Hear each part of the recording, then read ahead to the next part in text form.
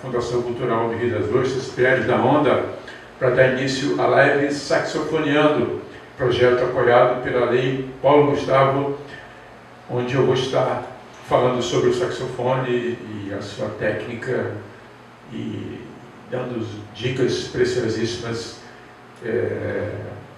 que eu consegui aprender e desenvolver nesses mais de 40 anos como profissional da música, como músico e como professor. Meu nome é Dalton Freire, sou saxofonista formado pela UFRJ, também estudei fora do Brasil, então tenho vasta experiência como músico e também como... Tocar saxofone é muito fácil, eu digo isso não é porque é uma questão de juízo de valor, assim, menosprezando o instrumento, não, mas porque, para mim, é um dos instrumentos de sopro mais fáceis de tocar, é o saxofone. É um dos instrumentos de sopro mais fáceis de você conseguir tirar o som dele. Eu comparo assim, por exemplo, com um violino, por exemplo, né? O violino é um instrumento muito difícil de ser tocado, muito difícil de tirar o som, né? Mas o saxofone, por outro lado, é muito fácil de ser mal tocado também, né? Como ele é fácil de você conseguir tocar, então você corre o risco também de tocar mal e não perceber. E é por isso que é importante desenvolver outras habilidades para se conseguir ser um bom saxofonista. Outras habilidades que eu diria ligadas à música, né? Principalmente o que eu considero importantíssimo e que eu dei muita sorte de começar dessa forma, foi estudando solfejo, né? Obviamente, eu comecei aprendendo música de forma intuitiva, ouvindo, né? Comecei tocando violão desde 15 anos e fui aprendendo música de forma intuitiva, que é a maneira pela qual eu considero a maneira mais adequada de se aprender música. Porque a música é uma linguagem, a gente pode comparar a música como uma linguagem, onde você primeiro aprende a falar, né, a emitir os sons, formar as palavras, e através da repetição, através da audição de outros sons, e depois você aprende a escrever, né? Esse é o método que eu considero o mais natural, é um método intuitivo, porque a música, sendo uma linguagem, você pode compará-la à linguagem verbal, à linguagem da fala. É a forma mais natural de se aprender. Então, primeiro, aprende-se a tocar. Depois, aprende-se a escrever as notas, né, na pauta e leitura, etc. Isso vem a posteriori. Então, é dessa forma que eu concebo o aprendizado do saxofone. E, na verdade, existem 3 pilares para serem estudados, né? 3 elementos da técnica saxofonística, como da técnica de qualquer outro instrumento de sopro, que é a respiração, a embocadura e a movimentação dos dedos. Vamos estar falando aqui de cada um desses elementos da técnica separadamente. Eles podem e devem ser estudados separadamente e depois serem estudados em conjunto, de forma harmoniosa. E dessa forma, dessa maneira, se consegue tocar de um jeito mais eficaz possível, né? Então, primeiro vamos falar sobre o que eu considero básico, que eu considero, assim, como eu costumo comparar com a estrutura de uma casa. O que você começa primeiro a fazer quando vai construir uma casa? Primeiro você constrói a base, o alicerce.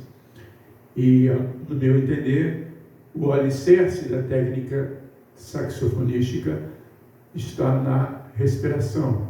A maneira como você inspira e expira para produzir o som no saxofone.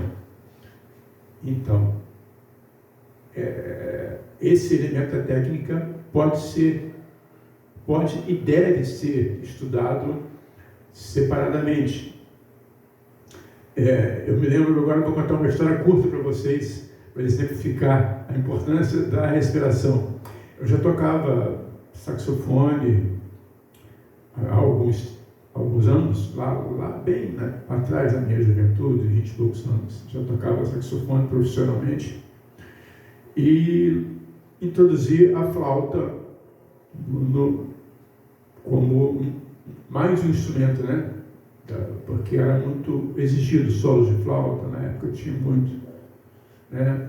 E a maioria dos saxofonistas toca flauta também, por uma questão de ter mais variedade de timbres à disposição, e também porque a digitação é muito parecida. A embocadura não, é totalmente diferente, mas a digitação é muito parecida. E eu andei estudando muito flauta, né? E andei indo ao Rio estudar na ProArte, com o professor Carlinhos Rodrigues, que era flautista da OSB, né? Orquestra Sinfônica Brasileira, Teatro Municipal. Um excelente professor, e eu ia frequentemente, ia semanalmente, às vezes ia de 15 em 15 dias estudar com ele, pagando caro, né? A aula no Rio, passagem, de ônibus, ia feliz da vida, voltava. Até que um dia o Carlinhos virou para mim e falou assim: Dalton, eu não vou te dar mais aula, não posso te dar mais aula. Aí eu falei assim: por que, Carlinhos? O que está vendo? O que eu fiz? Não, o teu som está muito ruim, cara. Você não está respirando legal, entendeu? Então eu não posso continuar estudando a aula, você não vai progredir enquanto você não estudar respiração. Aí você faz o seguinte: se você quiser continuar estudando comigo, aí anotou o nome de uma professora, você procura essa pessoa, pare de tocar saxofone e vai estudar só a respiração. Deu 2 meses. Depois de 2 meses você me procura aqui de novo, mas faz o que eu estou te falando. Aí eu falei assim: tá bom, cara. Aí a minha autoestima foi lá embaixo, né? Eu fiquei, pô. Mas isso que é ser professor, entendeu? O professor, ele não deve ter, assim, ele tem que ser honesto com ele mesmo. E não ficar preocupado em prender o aluno a despeito do seu progresso, né? Então, o mais importante é o progresso do aluno. E então, eu fiz o que ele falou em parte. Não parei de tocar o saxofone porque eu já tocava profissionalmente. Mas eu contactei a professora e peguei 1 ou 2 aulas com ela, que é uma aula muito cara, e eu absorvi aquilo de uma forma tão intensa e estudei tanto respiração, só respiração, que quando eu voltei para as aulas com o Carlinhos, toquei uma frase para ele falou assim: agora sim, agora você já pode voltar a estudar comigo. Então isso foi muito bom para mim, porque me ajudou também no saxofone. Só para dar um exemplo de como a respiração é importante. Mas qual é a respiração então, né? Vocês me perguntariam. É a respiração natural. E aí vocês também me perguntariam: mas se é natural, por que a gente precisa aprender? Por quê? Porque a gente, né, nasce fazendo essa respiração, praticando essa respiração. Assim como todos os animais praticam essa respiração. Mas quando a gente vai crescendo, o ser humano principalmente vai deixando os hábitos, os bons hábitos, né, de lado e vai passando a cometer, né, a não praticar esses hábitos naturais. Então, a respiração é um desses hábitos. Né? É a mesma respiração que quem pratica yoga faz. Primeiro o ato de inspirar é comparado ao ato de inflar um balão, como se isso aqui fosse um balão. Então você vai inspirar,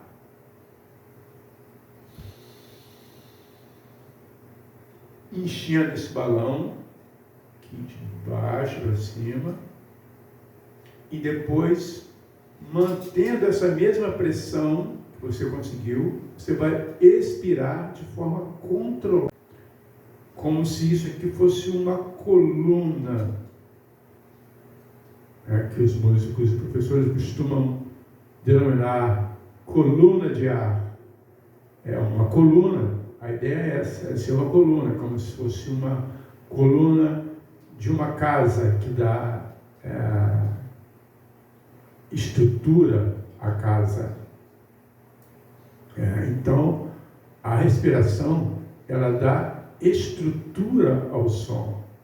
Se você não respirar dessa forma, você não vai ter qualidade do teu som. Isso para qualquer instrumento de sopro. Então, primeiro, aqui vai uma dica.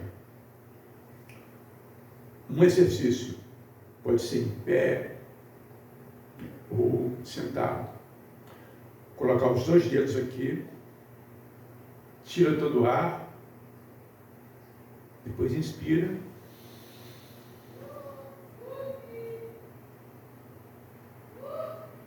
Você vai ver que os dedos se separam. Os dedos se separam por quê? Porque essa musculatura está sendo movimentada. Essa é a respiração correta. Quando você inicia usando a musculatura dessa região aqui, que a gente chama de diafragma. Então, inspirando.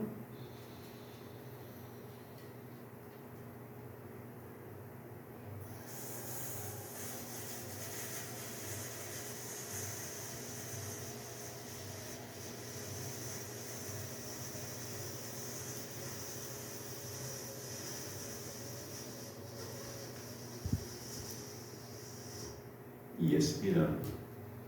Esse é um exercício que pode ser praticado várias vezes, porque é um processo de assimilação. Só quem pratica yoga que sabe, que conhece essa respiração. Geralmente as pessoas normalmente não conhecem, porque não precisam, né, usar essa respiração. Então, fazendo isso, em primeiro lugar, você vai estar preparando o teu som para ser produzido no saxofone. Então, a respiração ela pode ser estudada em conjunto com a embocadura. Obviamente, depois que você estiver na fase de automatização desse processo respiratório, que leva um tempo, até você automatizar e começar a respirar dessa forma natural, leva um tempo. Mas você não vai ficar durante meses estudando só a respiração. Você vai poder estudar a respiração em conjunto com a embocadura. Então, vou falar agora sobre a embocadura e como você pode estudar esses 2 elementos da técnica separadamente. Então, vou escolher aqui um instrumento para demonstrar para vocês. Vou pegar aqui o saxofone tenor.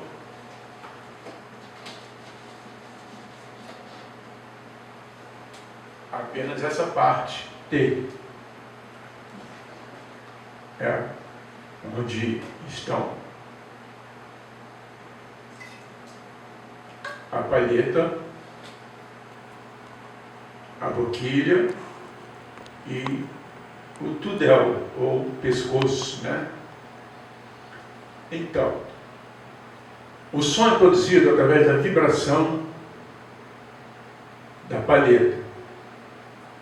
As palhetas podem ser tanto de madeira como sintéticas. Essa é uma palheta sintética que eu uso também e que é na marca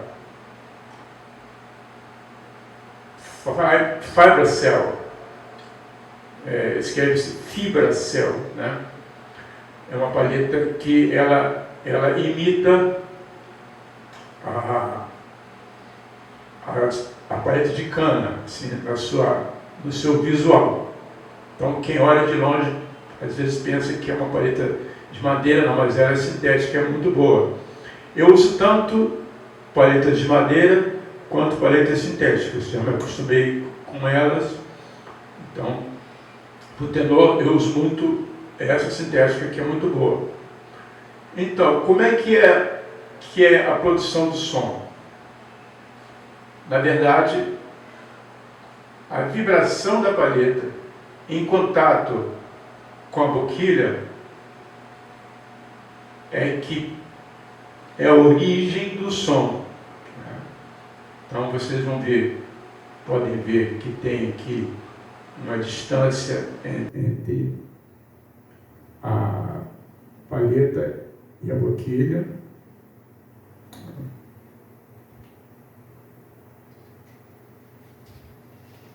Essas aberturas, elas variam de acordo com o tipo de som que se pretende, né? Essa é uma boquilha bem aberta, que eu gosto, né, do som do tenor, com boquilhas mais abertas. Então, como é que é a embocadura? Na parte superior, você coloca o seu dente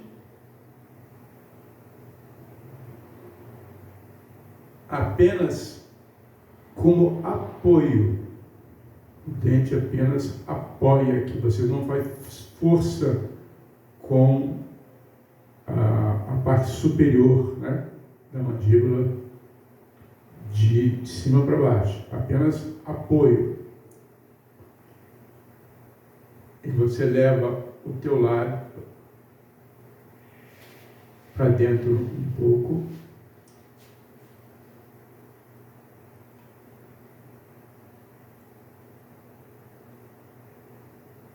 E coloca o ar no instrumento.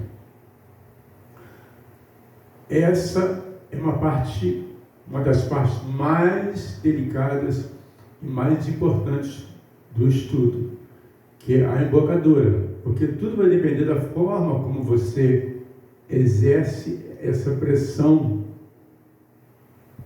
né, da mandíbula no lábio para movimentar a palheta e produzir o som soprando aqui dentro do instrumento. Então é basicamente isso.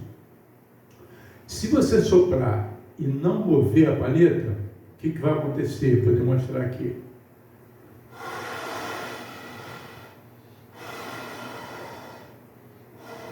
Não estou movendo a palheta. Não tem som, porque não tem vibração da palheta. O ar está passando por aqui sem mover a palheta, então não tem vibração. O corpo vibratório é a palheta. É preciso que você aplique uma força para tirar a palheta dessa posição aqui, que eu chamo de posição inicial, posição de inércia, né? Então agora eu vou fazer aplicando um pouco de força.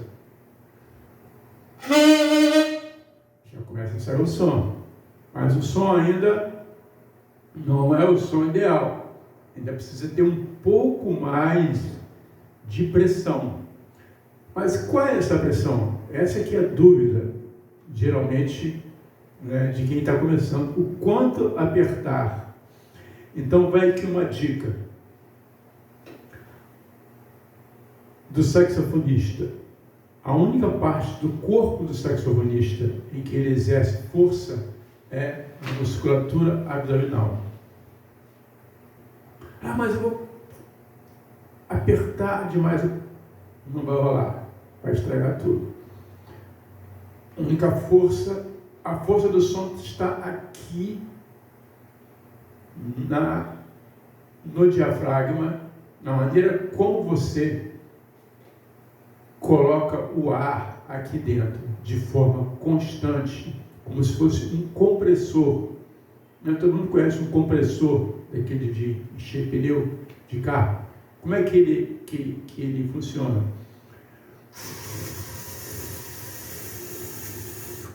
O som passa ali com uma pressão constante. Então, é essa pressão constante que vai dar a qualidade ao som. É uma dica preciosa também, que é a seguinte: você tira,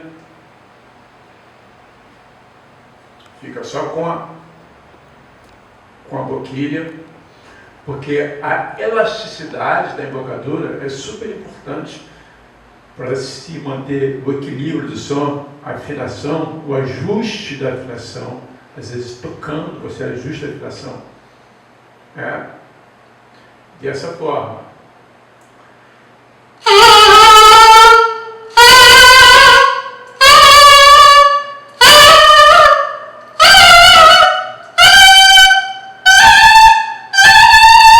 Quase uma oitava, né? Dá para tocar aqui. Então, qual é o som ideal? É o som que está no meio dessa oitava.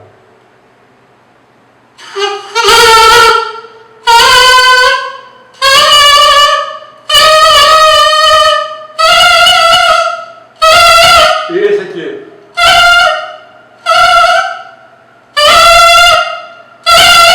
Guarde na sua cabeça essa pressão.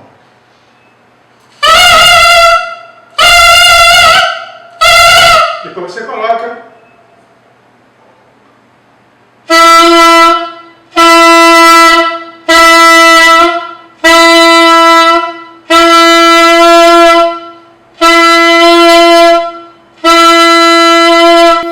Agora você pode estudar a respiração conjugada com a embocadura. Então, se certifique que você está respirando de forma correta, inspirando.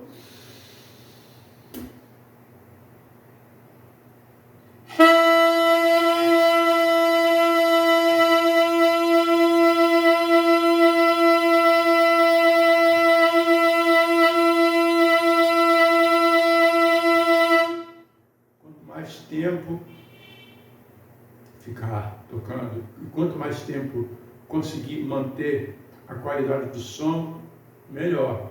Mais uma vez, inspirando.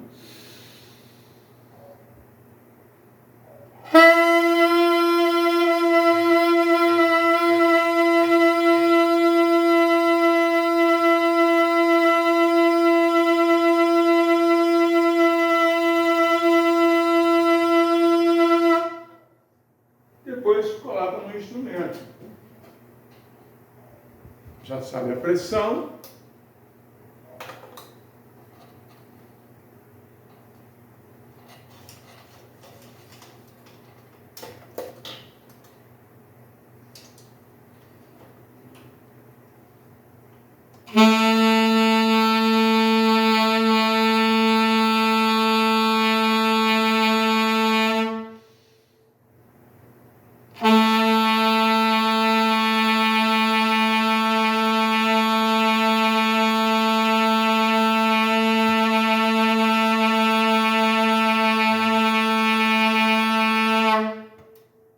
Comece estudando a partir de uma nota de fácil emissão.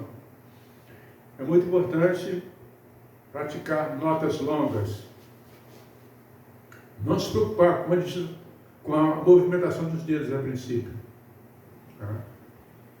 Tocar notas longas, a manutenção do som constante, né? E depois é que se vai estudar a movimentação dos dedos. Então, mais uma vez, comece estudando a minha dica por esse som aqui, né? Pelo dedo indicador, nessa chave, nessa primeira chave, que é a nota Si do sax tenor, né? Equivale ao Lá do piano ou teclado, porque esse é um instrumento transpositor. Né? Ele não está afinado na mesma afinação do piano, principalmente do piano, do violão. Então, é bom ter isso em mente também. Isso eu vou falar com mais detalhes mais na frente. Então, comece tocando essa nota. Si. Respira. Sempre tenha certeza de que está respirando da forma correta.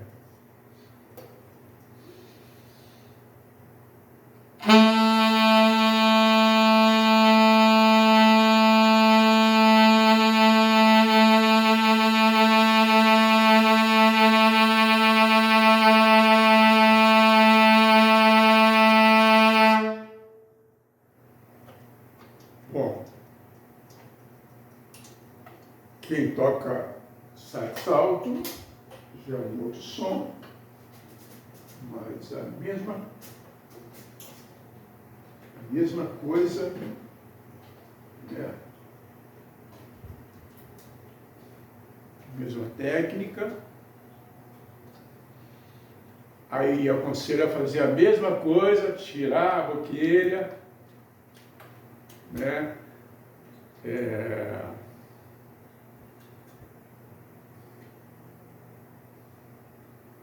Colocar aqui na posição. Eu uso uma abraçadeira. Eu gosto muito dessa abraçadeira. Ela permite um ajuste onde eu não preciso apertar muito a palheta na boquilha. Eu deixo bem quase solta, porque aí, nesse caso, ela vai vibrar mais livremente, vai me proporcionar um som com mais vibração, com mais projeção.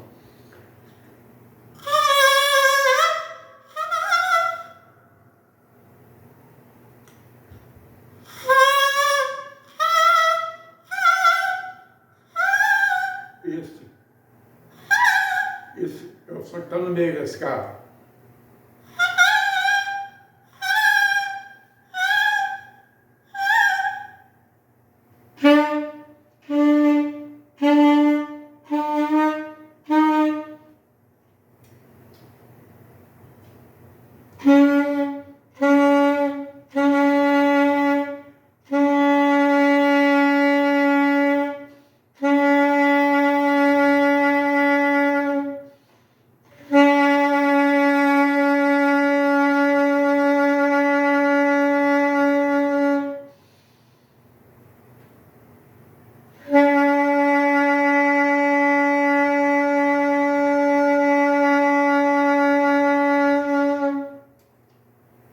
Depois de praticar bastante, aí você já pode começar a mover os dedos, né?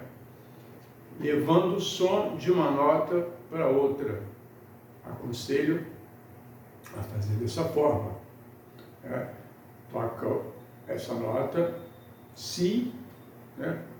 O mesmo Si, a mesma posição do Si no sax alto é a posição do Si no sax tenor.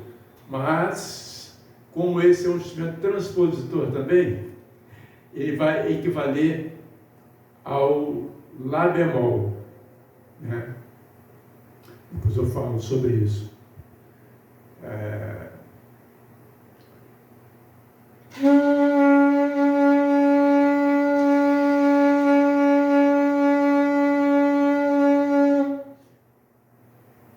Mas esse exercício te ajuda a ter controle da embocadura.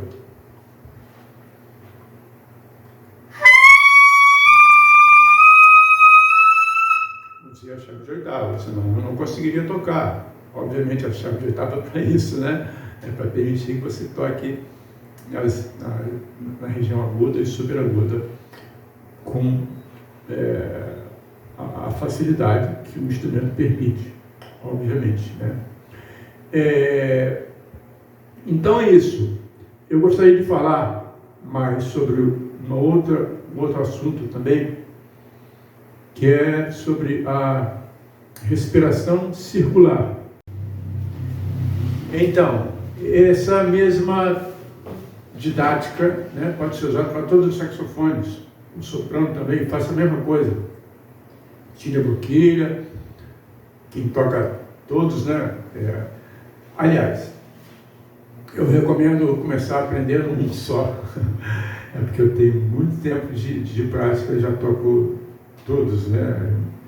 Menos o barítono, que eu não tenho, né, ultimamente, no dia meu, mas toco todos, alto, soprano, tenor e barítono. O que varia é a embocadura, né, a maneira de você colocar o ar no instrumento, etc. Esse é o soprano, é um instrumento que tem um som mais agudo.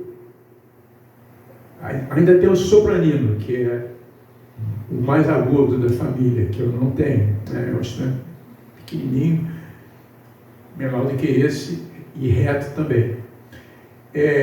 Esse instrumento é um instrumento que exige muito ele precisa de mais pressão da mandíbula, dessa clipagem aqui um pouco mais apertada. Então, uma coisa que eu sugiro para quem toca saxofone soprano é usar um protetor labial. Muitos músicos usam, principalmente os músicos eruditos, né? E tem músico que toca erudito jazz também que usa. Eu já vi o Branford Marsalis usando um protetor labial que você pode fazer em casa com papel. Que tipo de papel? Eu vou mostrar para vocês. Como é que é o protetor? Você coloca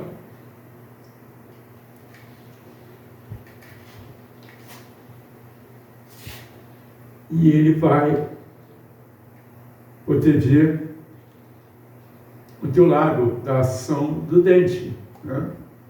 Quando você toca soprano, você precisa apertar um pouco mais. Aí começa a machucar, né?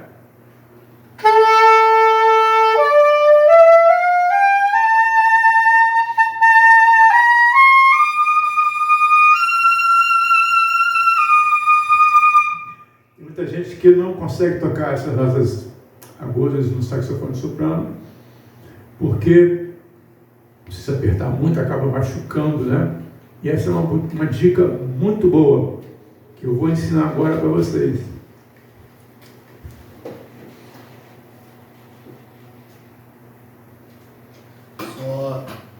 Só mostra, acho que vou botar a câmera mais para cá para não. Papel de cigarro, 2 folhas. Coloca uma sobre a outra.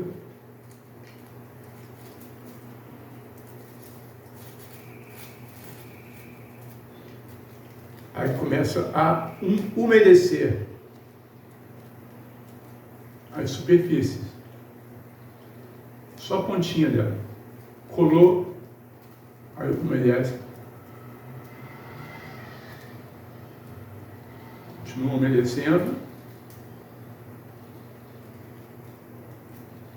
Umedeceu, colou.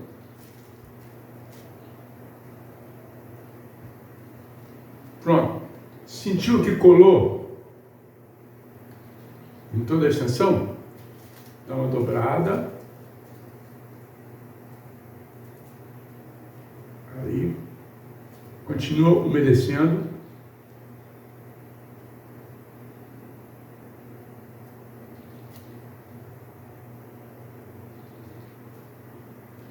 Pronto. Umedeceu? Dá outra dobrada.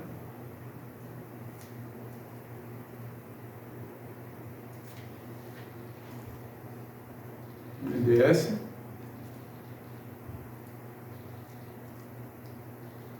A outra dobrada. Está pronto. Aí coloca.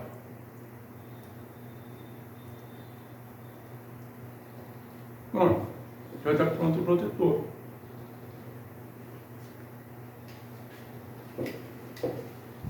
Vou usar ele agora.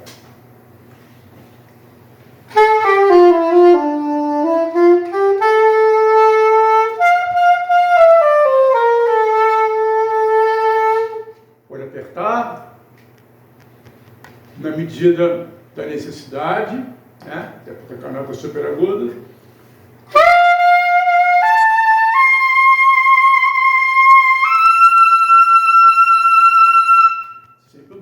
Não vai machucar o lábio. Vai poder trabalhar tanto, né, no soprano quanto nos outros instrumentos também. Principalmente quando há necessidade de tocar no registro agudo e superagudo. Então essa é uma dica muito boa. E depois de algum tempo, eu não sei porquê, e o Pedro também não me falou, que ele não sabe porquê. Depois você usou uns 5 minutos, ou 10 minutos, tira e coloca ele para secar. Aí depois que ele secar, ele está pronto para você usar, aí dá para usar aí um mês mais ou menos. Eu tenho vários aqui que eu já fiz esse processo, né, de construir, depois usei para secar. Botei para secar. Tem outros aqui que já estão prontos. Vou pegar um outro aqui e vou usar ele no resto da live. E vocês estão vendo que não atrapalha em nada, já estou acostumado, né?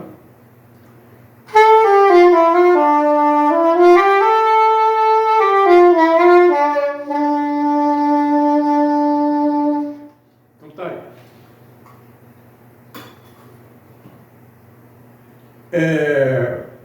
Então, falando sobre sonoridade do saxofone,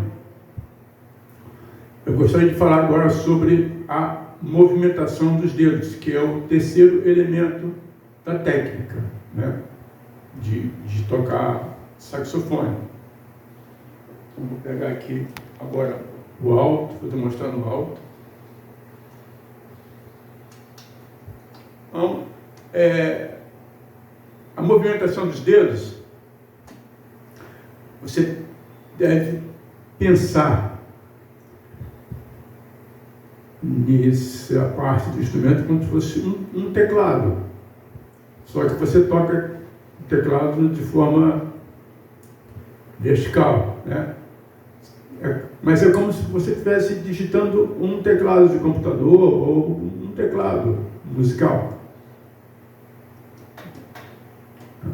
Você simplesmente vai movimentar os dedos e quando você tiver aqui a chave, você vai utilizar apenas a força para vencer essa resistência da mola. Não precisa ser mais do que isso, né? Como eu já havia falado anteriormente, a única parte do corpo do saxofonista que faz força muscular realmente é o diafragma. As mãos relaxadas. A digitação deve ser o mais leve possível. Deve ser a mais leve possível. E assim como que ele digita um teclado. A base do dedo, você vai tocar, sem mover o dedo, sem fazer nenhum movimento extra. Simplesmente como se fosse uma mola. Pensa no seu dedo como uma mola, onde a base da mola é essa.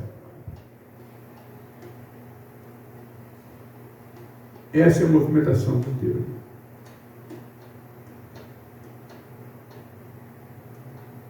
Aqui. Aqui é que começa, né, nessa articulação.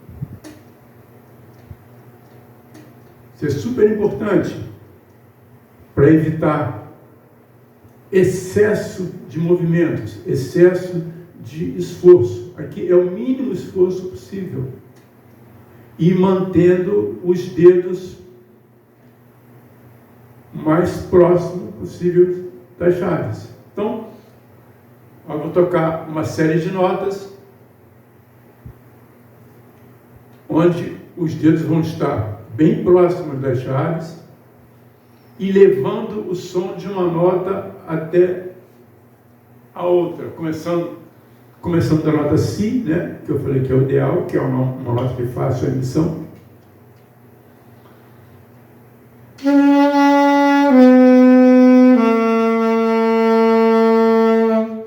Mas tocando essas três notas: Si, Lá, Sol.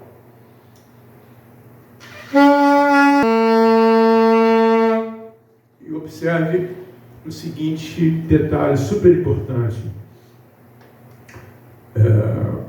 O instrumento, quando você toca essa nota, ele vibra mais numa porção menor. Ele vibra mais até aqui. Quando você toca o Si, seria como se você pudesse desprezar o restante do instrumento. Então, é muito mais fácil conseguir tocar um som quando o tamanho do tubo é menor do que quando você precisa do tamanho dele todo. Então, isso vai influenciar na quantidade de ar que você vai colocar, não? E na forma de você colocar o ar aqui dentro. Para a nota Si, não é necessário ter muita pressão da coluna de ar. Por isso que eu falei, é uma nota de fácil emissão.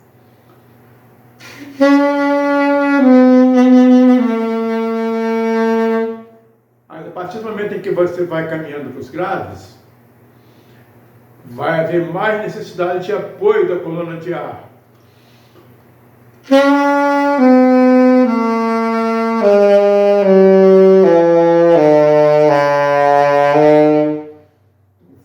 Até uma nota bem grave nessa escala.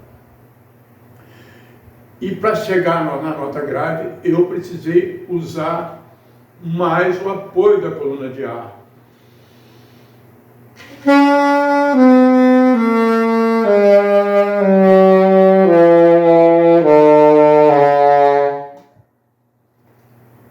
Simples dessa forma.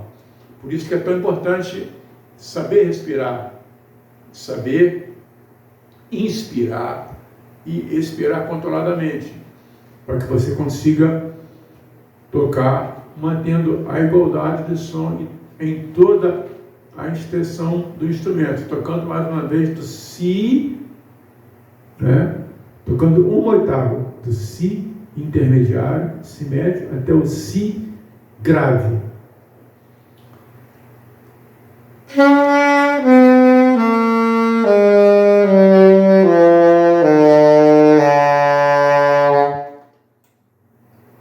Até aí vai demandar um bom tempo de estudo, porque saber controlar o ar é super importante. E você vai devagar, vai do Si até o Fá,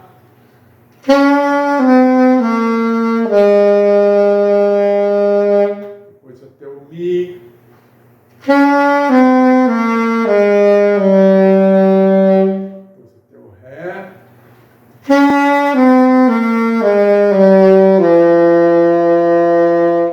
depois até o Dó,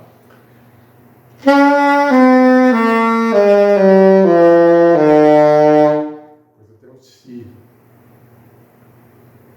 completando uma oitava descendente.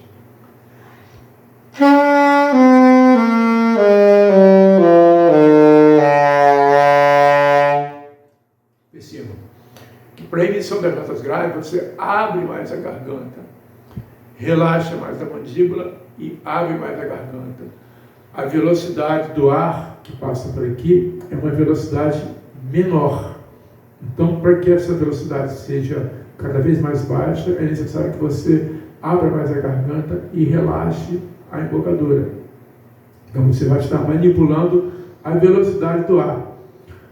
Quanto mais grave a nota, menor a velocidade do ar que você coloca no instrumento. Nas notas superagudas, a velocidade do ar é muito maior.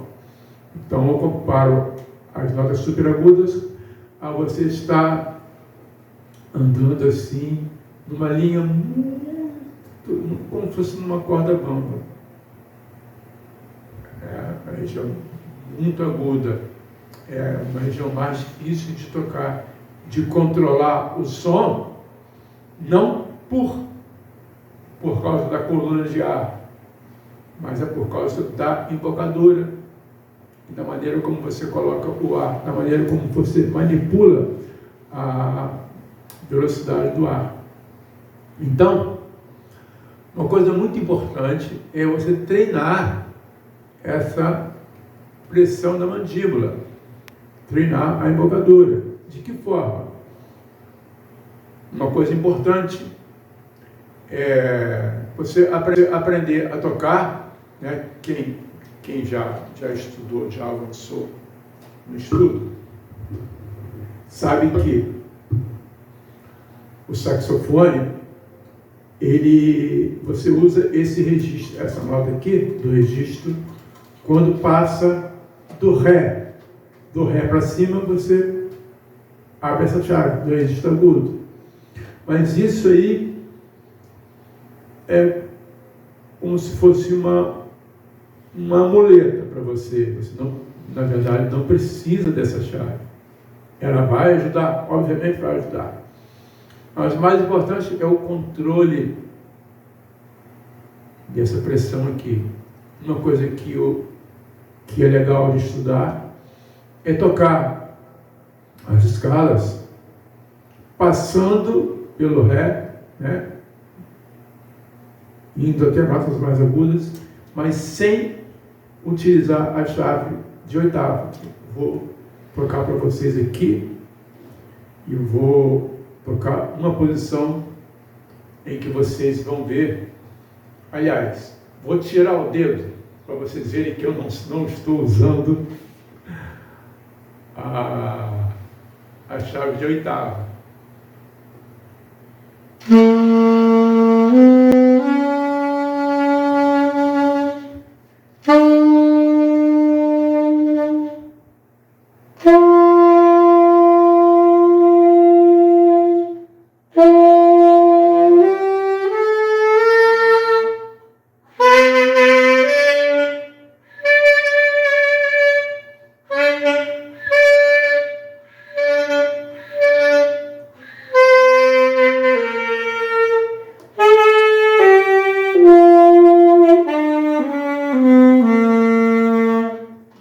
Isso e nos outros instrumentos também.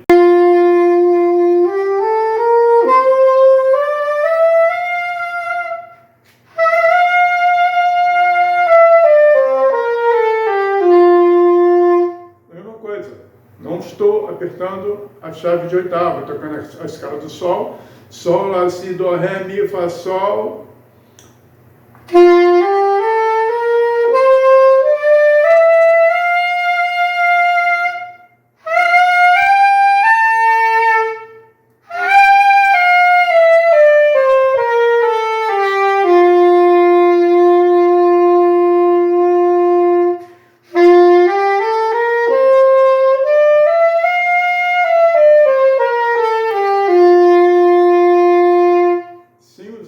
Chave de oitava. Muito importante esse controle da embocadura, dessa pressão aqui, né? É super importante para você conseguir ter um bom domínio de toda a extensão do instrumento. Obviamente você vai usar as chaves de oitava. Não. Ninguém vai tocar uma nota muito aguda, não vai conseguir, né, sem usar a chave de oitava. Mas esse exercício te ajuda a ter controle da embocadura.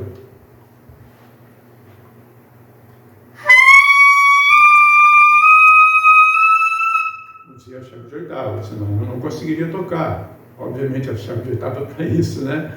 É para permitir que você toque na região aguda e superaguda com a facilidade que o instrumento permite, obviamente, né?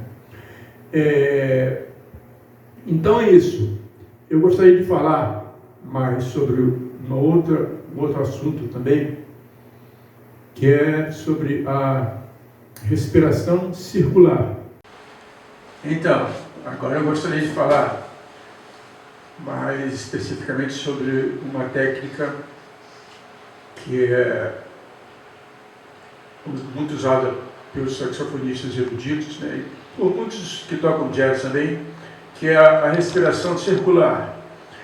É uma técnica que te permite mais possibilidades de interpretação, né, na medida em que você não precisa interromper o som para respirar, né?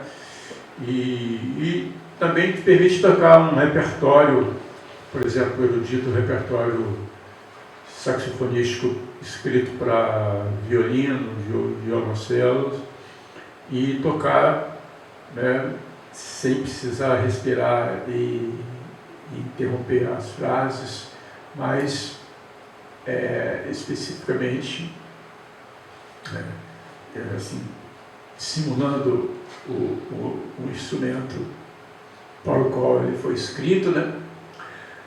E também para improvisar e para estender as suas frases musicais quando você está improvisando, entendeu? Eu uso muito essa técnica. Ela deve ser usada, obviamente, com cautela, né? Para não ficar uma coisa chata para quem está ouvindo. É um recurso, né? Não deve ser usado de forma exagerada, mas é um recurso, né? E eu vou explicar aqui um pouquinho de um passo a passo para você aprender, né? Leva algum tempo, né? Segundo aquele dia, ele brincando, não é muito brincadeira, ele falou, leva aí uns 10 anos só para você aprender a tocar. Lógico que ele estava brincando. Ele é um exímio, né, executor dessa técnica e, enfim, consiste em você,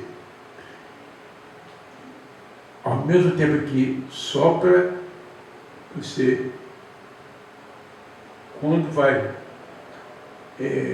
precisar respirar, você não vai usar o ar da respiração normal, abdominal, você vai usar uma quantidade de ar que você acumula aqui.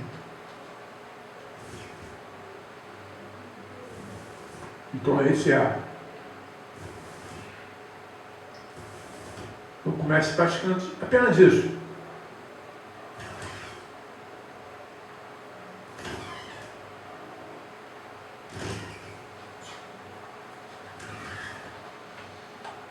Depois que você acostumou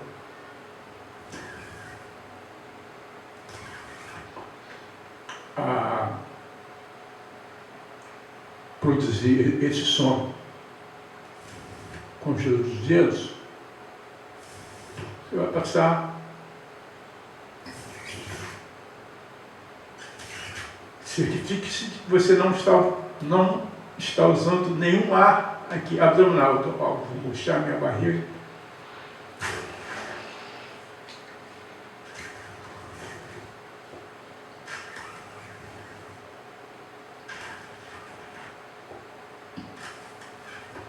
É esse o ar que eu uso na transição que é feita da respiração normal, né, usando o diafragma, para a respiração aqui, onde eu vou utilizar esse ar acumulado mais nas bochechas, mas também na cavidade oral também. Toda essa cavidade aqui pode ser utilizada.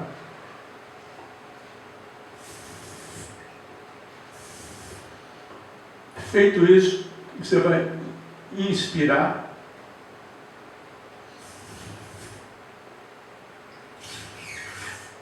Ao mesmo tempo que você inspira, você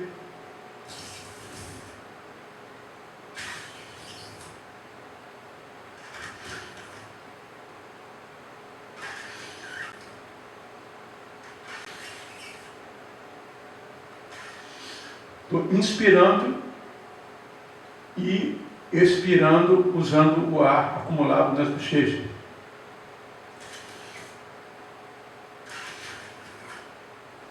Depois, você passa aqui para o copinho com água. O copo com água, a água, por ser mais tangível, você vai perceber melhor, né, a produção do som.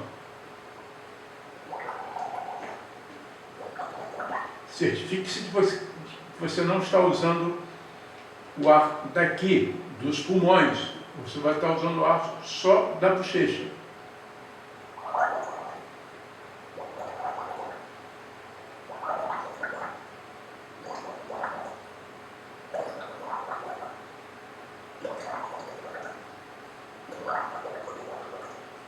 Pronto. Agora tem a parte mais difícil. Você vai passar a fazer a respiração completa, né? Você vai fazer a respiração circular usando esse canudinho, né? Ao mesmo tempo que você vai inspirar e expirar sem precisar interromper o som. Aí você vai ter certeza disso, porque as bolhas não vão parar de ser produzidas, né? Dessa forma.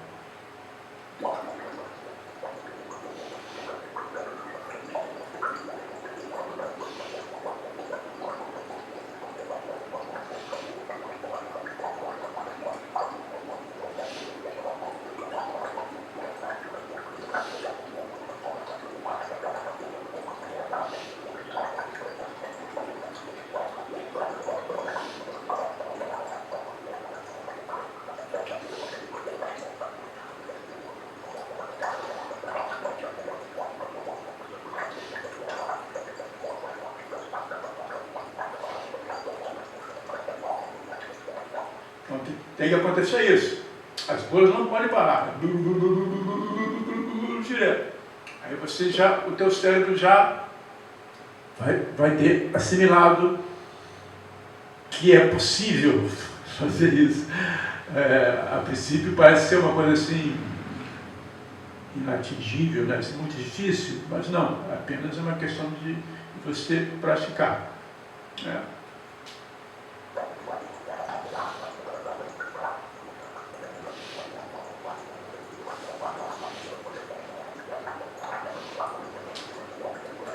Pronto, aí, depois dessa etapa, passa para o instrumento.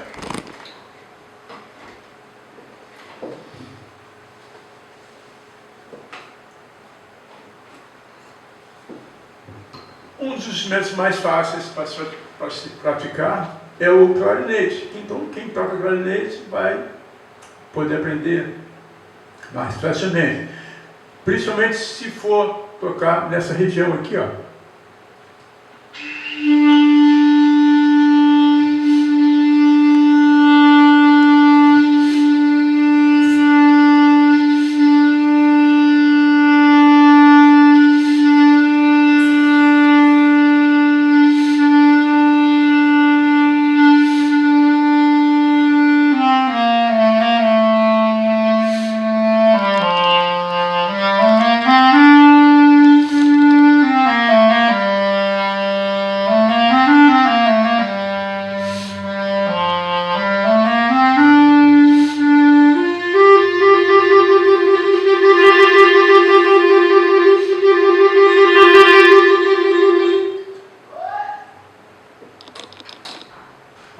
clarinete é mais fácil, mas a questão de saxofone, mas eu estou aproveitando porque quem toca clarinete e quiser aprender, e saxofone também, né? Ou só clarinete, e quiser aprender a respiração circular, vai ser mais fácil nesse instrumento.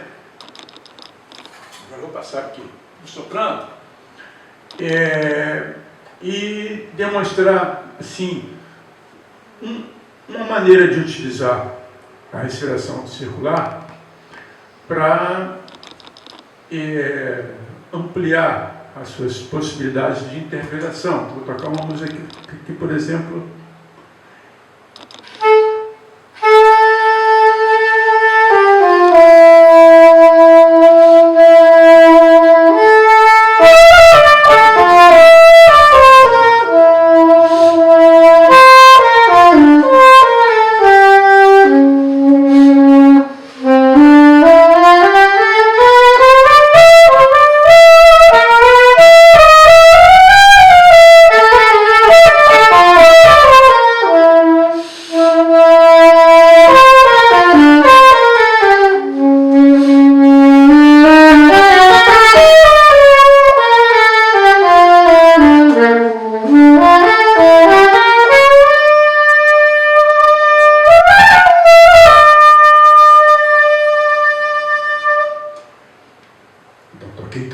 Esse trecho sem precisar interromper o som. É essencial? Não. Poderia tocar respirando.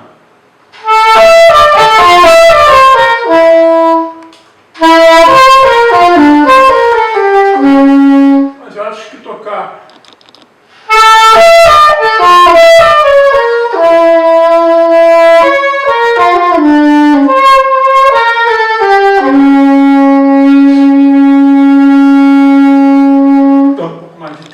um pouco mais assim, de emoção na música. Essa é uma das formas de usar a respiração circular que eu gosto, assim, nas músicas mais lentas, e estender as frases, né?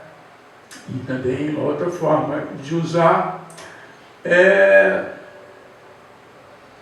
para improvisar, né? Então, música para improvisar, eu geralmente não preciso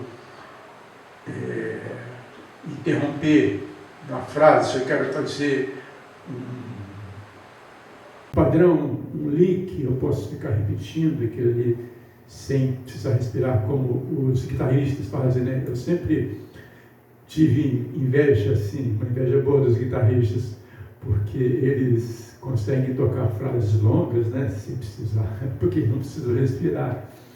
Aí eu falei assim, bom, então eu vou pensar como um guitarrista e tocar, né? Vamos supor.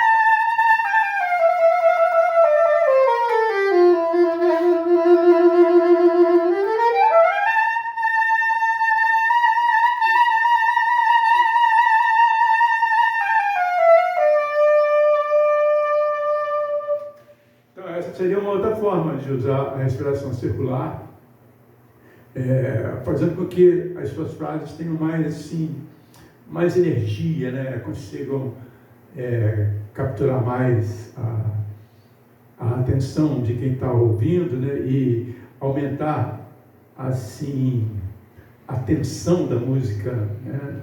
na hora certa. Então, não é toda hora, né? Não é para ser exagerado, mas é uma técnica que pode ser aproveitada em várias situações, né, musicais, e ser interessante.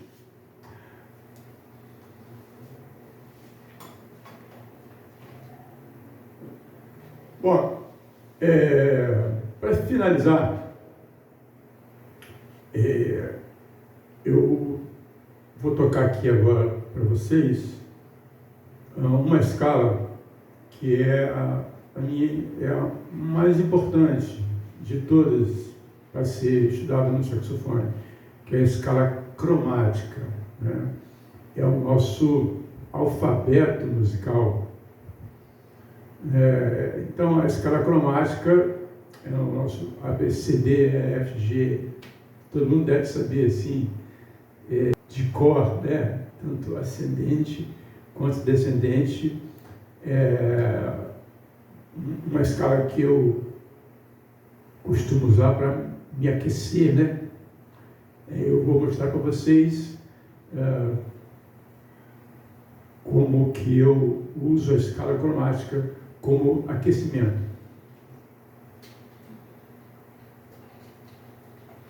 Vamos usar o tenor agora. A nota mais grave do tenor, si bemol. Até a nota mais aguda aqui, o fá sustenido.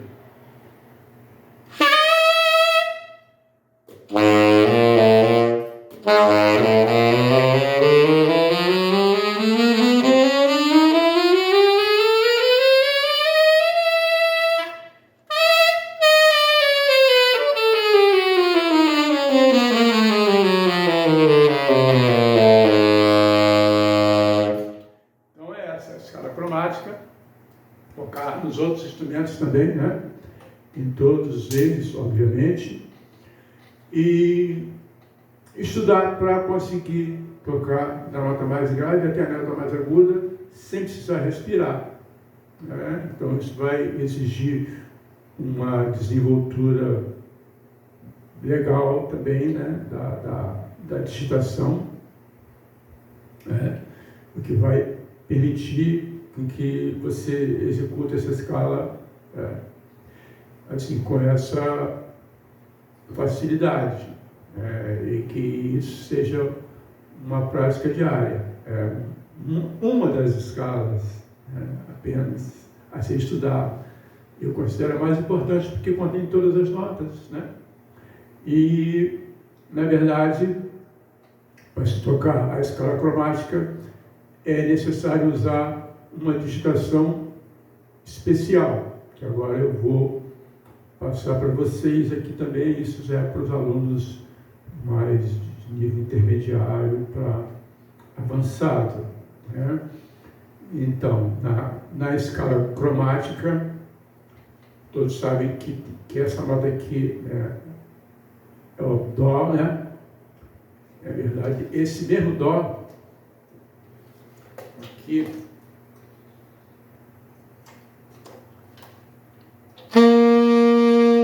ele pode ser usado também lateral. Essa chave do meio aqui, o Si com a chave do meio. O Si com a chave do meio. É um Dó lateral. Então você vai usar o Dó lateral, né? E o Fá sustenido lateral também. Onde eu faço sustenido lateral? Aqui. O Fá sustenido normal é esse, que é essa posição. O Fá sustenido lateral é essa aqui, a posição do Fá, mas essa chavinha aqui, ó, que quase ninguém usa, né? E às vezes, em alguns instrumentos ela fica até meio emperrada, porque eu uso bastante essas. Então, na escala cromática, essas duas passagens, né? Você vai passar do Fá para o Fá sustenido, usando apenas o dedo anelar da mão direita. É muito mais prático do que fazer esse movimento. Fá, Fá sustenido, Fá, Fá sustenido. Você vai usar aqui Fá, Fá sustenido. Esse aqui, tá? E a mesma coisa do Si para o Dó. Si, Dó, Si, Dó. É uma passagem difícil, né? Si, Dó. Exige muito controle, muito sincronismo. E o Dó lateral, você apenas vai usar essa chave. Si, Dó, Si, Dó, Si, Dó. É muito mais prático, né?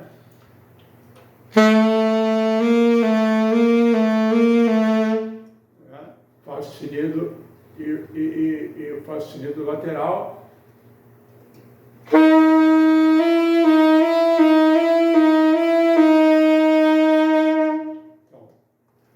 E eu uso também nas músicas onde tem passagens cromáticas. Por exemplo, uma delas é um choro.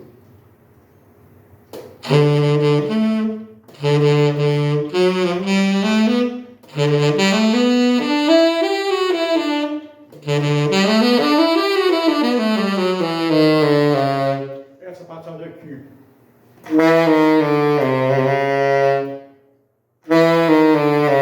Eu poderia usar também, mas fica mais prático.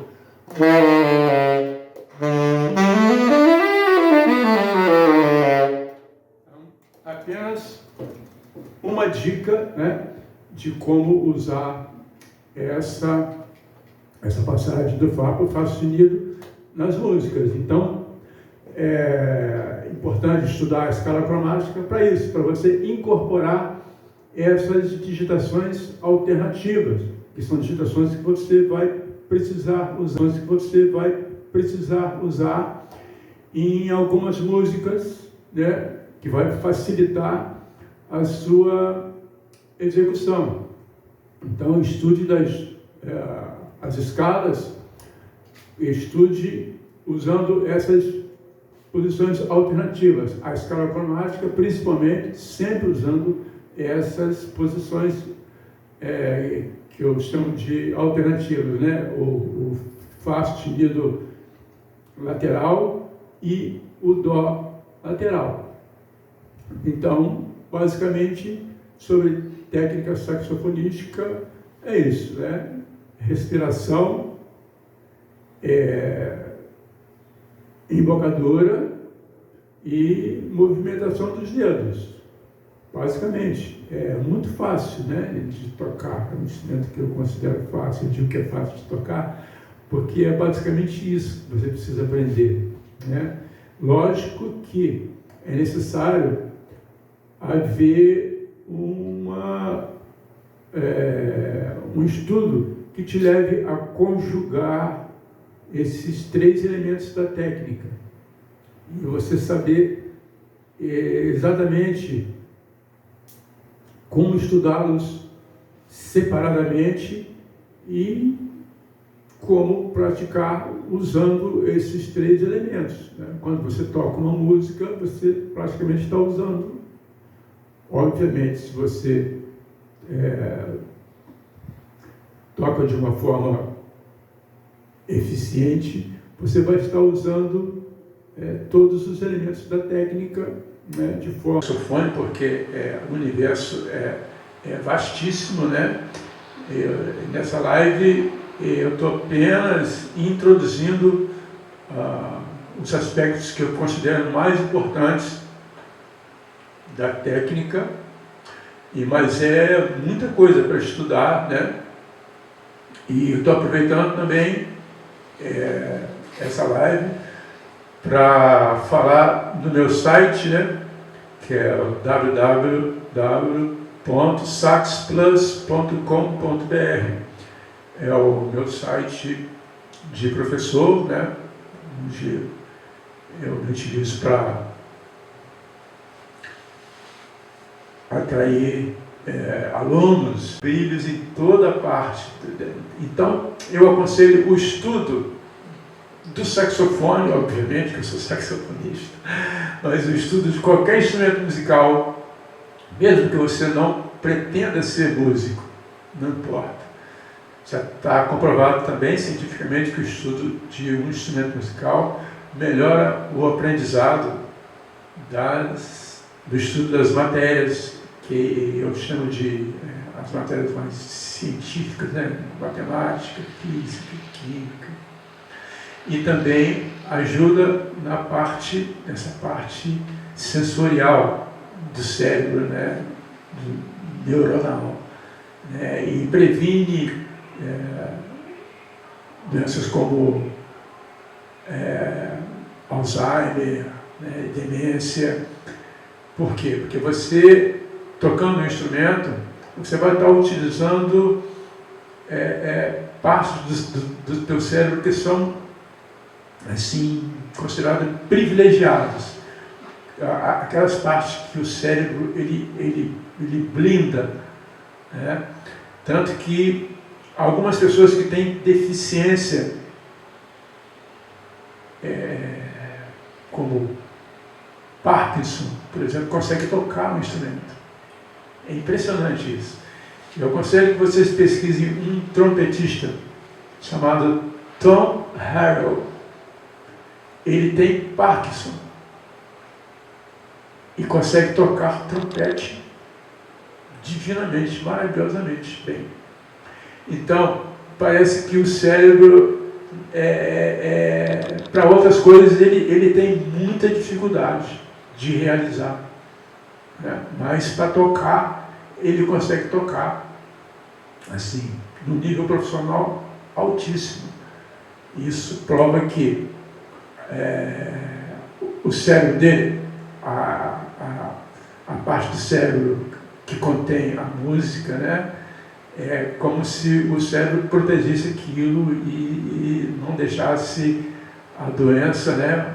Uma doença degenerativa grave, como é o Parkinson, atrapalhar, né, a execução do instrumento musical. Eu acho que ele não consegue dirigir, não consegue fazer muitas outras coisas, mas consegue tocar. Então, é essa mensagem que eu deixo. Estudem música, aprendam um instrumento musical, vocês serão muito mais felizes, muito mais saudáveis, o mundo vai ser muito melhor. Viva a música, sempre. Valeu. Dalton, você gostaria de falar um pouco sobre o patrocínio da live, do projeto da Lei Paulo Gustavo, da Fundação de Cultura de Ilha Azul? Sim, obviamente, esse projeto dessa live Saxofoneando, ele é patrocinado pela Lei Paulo Gustavo, né, e tem o apoio da Fundação Municipal de Cultura, tem o apoio aqui da Onda, onde está sendo realizado, né, a live, do governo federal, e do Ministério da Cultura. São todos esses apoios que fazem com que essa live possa acontecer.